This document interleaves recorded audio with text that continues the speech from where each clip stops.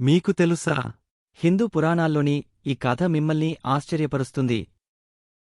భగీరథుడు తన పితృదేవతలను స్వర్గానికి పంపడానికి గంగను భూమిపైకి తెచ్చాడు.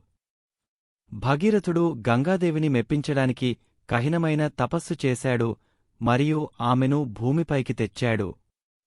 గంగాదేవి భూమిపైకి వచ్చినప్పుడు భగీరథుడు ఆమెను తన పితృదేవతల రాశిపై ప్రవహించేలా చేశాడు.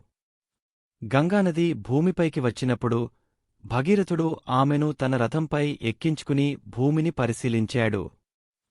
గంగాదేవి భూమిపై ప్రవహిస్తుండగా భగీరథుడు ఆమెతో పాటు ప్రయాణించాడు మరియు ఆమె ప్రవాహాన్ని చూసి ఆశ్చర్యపోయాడు.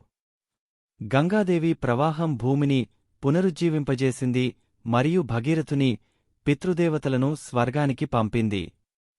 భగీరథుడు గంగాదేవిని మెప్పించినందుకు ప్రశంసలు అందుకున్నాడు మరియు అతని పేరుతో గంగానదికి భాగీరథి అనే పేరు వచ్చింది. భగీరథుని కథ మనకు తపస్సు యొక్క శక్తిని మరియు దైవాన్ని మెప్పించడానికి మనం చేయగల ప్రయత్నాలను చూపిస్తుంది. భగీరథుని కథ మనల్ని తపస్సు యొక్క శక్తిని గురించి ఆలోచించమని ప్రేరేపిస్తుంది. ఇలాంటి తెలుగు పురాణ కథల కోసం సబ్స్క్రైబ్ చేయండి, బెల్ ఐకాన్ నొక్కండి.